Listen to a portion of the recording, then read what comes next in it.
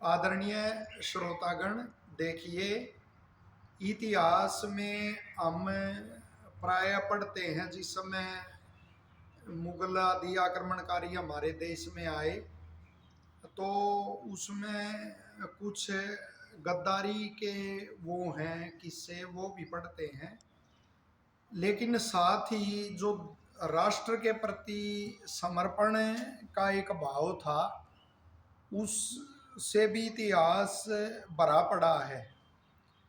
तो उसमें महर्षि दयानंद जी जो हुए महाविद्वान, और वो महाभारत के बाद के समय में तो फिर वो एकमात्र ऋषि उसमें 19वीं शताब्दी में हुए। तो इसमें उनका बड़ा एक वो व्यक्तित्व था जो राष्ट्रभक्ति से ओतप्रोत था, और इतिहास के भी बड़े अच्छे जानकार थे। सत्यार्थ प्रकाश 11वें समोल्लास में जो आर्य राजाओं की वंशावली, किसने कितने वर्ष, कितने महीने, कितने दिन राज किया, तो वो आप देख सकते हो। और साथ में उन पत्रों का भी हवाला उन्होंने दिया है कि जिनसे उन्होंने यह लिया। तो उसी कड़ी में जो इतिहास की कुछ दुर्लभ बातें हैं उन पर उन्होंने प्रकाश डाला। लेकिन वो भगवत दत्त जी रिसर्च स्कॉलर जैसे विद्वान नहीं रहे, और श्रीयुक्त राजेंद्र जिज्ञासु जी जैसे जो इतिहास शिरोमणि हैं, वो भी अपने जीवन के अंतिम पड़ाव पर अब हैं।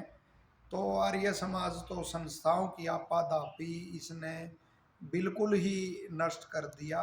वरना ऐसी बातों पर शोध होना चाहिए था कि जैसे सत्यार्थ प्रकाश के जो प्रथम संस्करण है सत्यार्थ प्रकाश का, उसमें बड़ा एक इतिहास के विषय में विशेष जानकारी महर्षि जी ने लिखी कि किस प्रकार जब इस्लाम का प्रभाव बढ़ने लगा और अत्याचार बढ़ने लगे, तो वो ब्राह्मण कुल से 4 जो विद्वान थे और उनकी पत्नी थी 4 विदुषियाँ, तो वो सोलंकी, चौहान और अन्य 2 जो क्षत्रिय कुल हैं उनको 4 लड़कों को ले गए।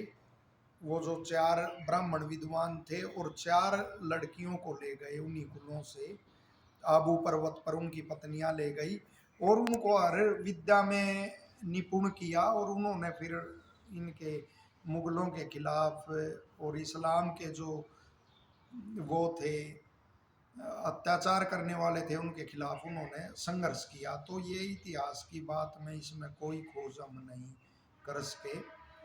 और साथ ही अपनी जीवनी में एक विशेष बात उनकी आती है, जो उनकी प्रामाणिक जीवनी है उसमें घटना आती है।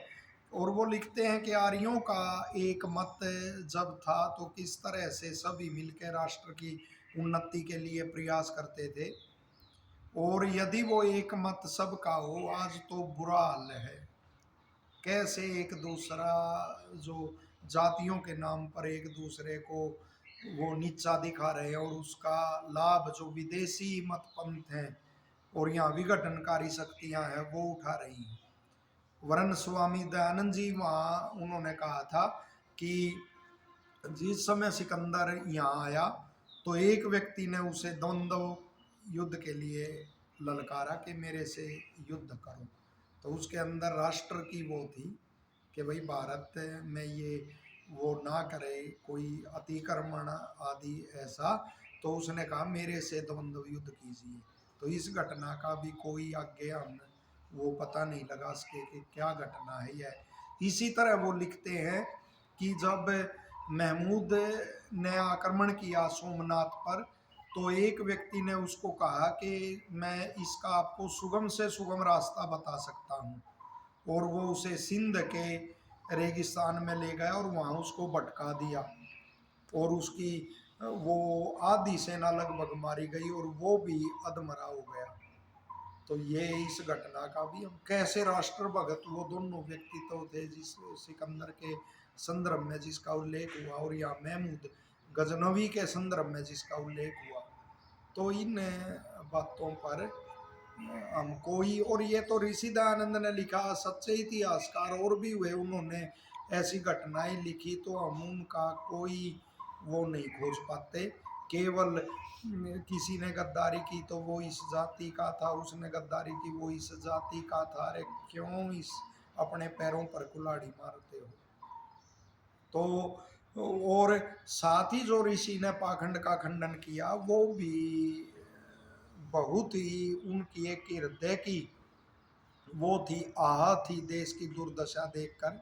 आप ही चिंतन कीजिए कि 17 बार वो लुटेरा सोमनाथ मंदिर को लूटता रहा, और 17 बार, हर बार हम उसको उसके लिए धन वहां इकट्ठा करते रहे, और वो लूट के उसको ले जाता रहा। तो इसलिए ऋषि दयानंद जी दुखी होकर वहां लिखते हैं सत्यार्थ प्रकाश में कि क्षत्रियों की यदि पूजा करते तो यह दुर्दशा नहीं होती, वो शत्रुओं के दांत तोड़ देते और अपनी विजय करते। तो महर्षि दयानंद के उपकार वो बुलाए नहीं जा सकते। स्वामी ओमानंद जी ठीक ही कहते थे कि मेरे शरीर पर जितने रोए हैं उतने जन्म लूं, और उन जन्मों में ब्रह्मचारी रह के और वैदिक धर्म का प्रचार करूं, तब भी उस ऋषि का ऋण नहीं चुका सकता। तो ऋषि दयानंद और उनके जो स्वामी ओमानंद जैसे अनुयायी हुए, उन सबको हृदय की गहराइयों से कोटि कोटि नमन, और हम सदा उनके कृतज्ञ रहेंगे। धन्यवाद।